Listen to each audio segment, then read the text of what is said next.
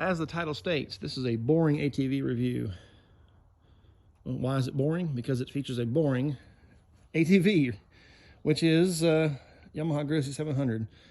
And you might say, well, why is that the case? Well, because if you go to the forums, with all the complaining and moaning at the fact that Yamaha doesn't have a twin cylinder, you'd think that was just boring. And I will admit one thing, they do overcharge for these things. I think they're insanely expensive. But the Grizzly, the reason for this video is because these things are just extremely capable. They are the Swiss Army knife of ATVs. They do everything well. They work well. They play well. I mean, they're very reliable. I think in 2018, they put a 6% gear reduction, and I don't know if that's just on the special edition. I don't think it is. Somebody can correct me if I'm wrong on that. But yeah, 6% gear reduction. They finally come with 26-inch tires from the factory. This one came with 14-inch wheels. I got rid of them. I did not like the way it rode. I went to these MSA wheels. I like the 12-inch wheels. More sidewall for me. Better ride. But yeah, we recently went to zip lining in Chattanooga, and we got in a Viking, 6-seater Viking. And they took us up a mountain, and this little girl was driving it, and it just amazed me at her ability to drive, first of all. But here's 6 adults, and none of us were small except for the driver, of course, and had a ton of stuff in the back. I could not believe how much that thing was hauling. I guess in that Viking it would have been a 708cc, but still 700cc engine, and it hauled us up the side of that mountain with all that gear, and that thing had 15,000 miles on it. And that's nothing but Yamaha. It's just incredible. And so a lot of times people buy four-wheelers based off what their buddy has, or, you know, I've heard Honda people say, well, I'm a Honda guy. Well, that is until you get on a Yamaha. And then I've had Yamaha guys say, I'm a Yamaha. Well, then they get on a Can-Am and they figure out, oh, I like more power, and all of a sudden they're a Can-Am guy. Well, at the end of the day, it depends on what you are going to use it for. And if you're buying it strictly for play, well, then you don't have time to play all the time. Well, then it's going to sit and you're going to sell it. I see brand new four-wheelers for sale all the time. People, they got grand ideas. Well, when it's used for more than one purpose, you're more likely to hang on to it.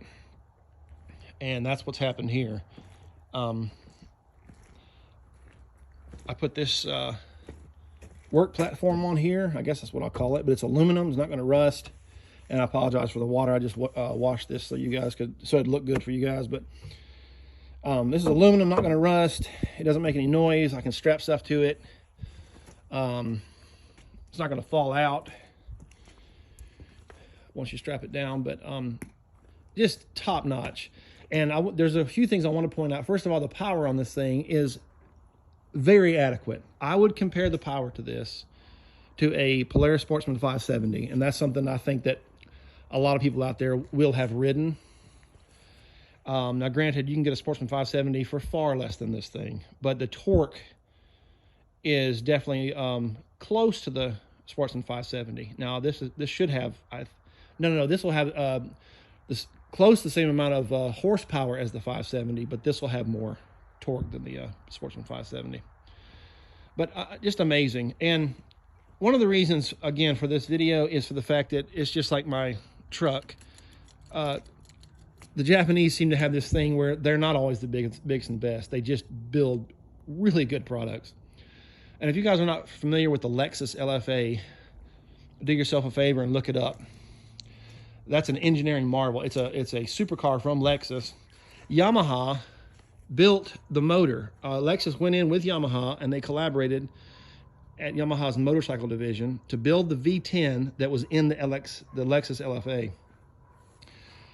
Super fast revving V10 engine.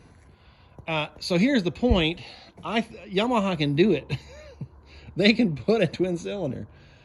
I don't know why they don't, but I'm like Dirt Tracks. They put out a video about the Grizzly, and they said that This should be their middle.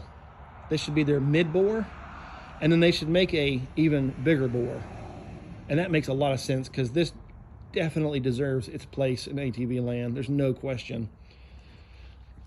The 48-inch track width, I know most four-wheelers are going to the wider stance. Amazing ride. Really, really good ride. But it does hinder how nimble it is. It's no longer nimble. I've had the older Grizzlies, and they could turn on a dime, but then everybody put bigger tires, and they went up in the air, and of course you go up, you raise your center of gravity, and everybody complained about it being tippy. Then they put wheel spacers on it. Well, then so that Yamaha widened the stance, along with a lot of manufacturers. And then I hear people complain about the fact that it's not nimble anymore. Well, once again, this is all information. You have to figure out what you want. You can get a smaller one that's not quite as wide. It'll be more nimble, but these are things you have to keep in mind when you buy a four-wheeler. Now, I did do a couple of things to this.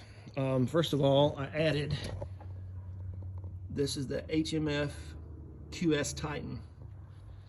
And I'm going to say right now, I did not add that for horsepower. That is strictly because the stock muffler sounds absolutely horrendous. It is the worst sounding exhaust on any ATV ever made. I hated it, absolutely hated it.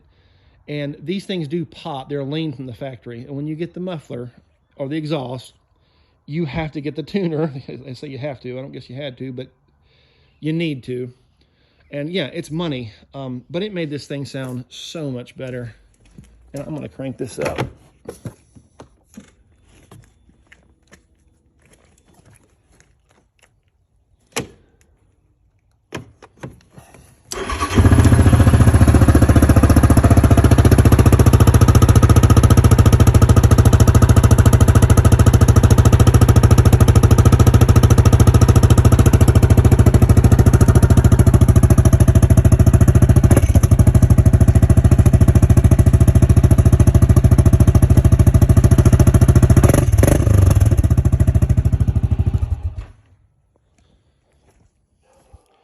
It's a very deep sound. Supposedly it adds 1 to 2 horsepower. I don't know if I could feel that seat of the pants, but it definitely is a vast improvement. The tuner I added on there definitely helps from the popping, and it definitely ran cooler. From what these are not scientific tests. It's just based off what I've seen. Also, I added a machined clutch, and I wish I'd have left it out before I put it in to show you guys, but I sent it off to Coop 45. There may be somebody else that does it too, I don't know, but that completely changed the torque down low. I mean, just excellent. These are not have-to mods, but it definitely rounds this out with the tuner and the exhaust and the clutch. It just made a huge difference for me. Massive. The down low torque is just, it's really, really good. But anyway, this is definitely not a professional video, so critique all you want to. I warned you in the title, it was boring. But yeah, just an excellent four-wheeler, man. Again, the track width is something to consider. It's not nimble. It is not nimble, but it is extremely comfortable. Plenty of torque from the factory. If I bought another one of these for whatever reason, I would absolutely put that HMF on there. There's just no question. Now, you can go with the Barkers or similar. That's going to be louder, and you will actually get better horsepower gains. But that's not why I bought it. If I get an extra 1 or 2 horsepower, great. But it looks good. It functions well. It sounds better. And there's my Tiger Tail. Excellent also. But I have, let's see, I think 300 miles, 363 miles. But anyway, top notch. I don't know if you guys are familiar with everything about this. I don't know who my audience is here, but full drive in, diff lock, it's that simple. I don't have to guess about it. There's no, it just works. It just works. So yeah, if you're on the fence or you're considering it, excellent. I've had Grizzlies before. Of course, I'm not as rough on my machines as some people are. I've never had an issue. I've just never, ever had an issue. But anyway, if you got any questions or otherwise, just feel free to let me know. Thank you.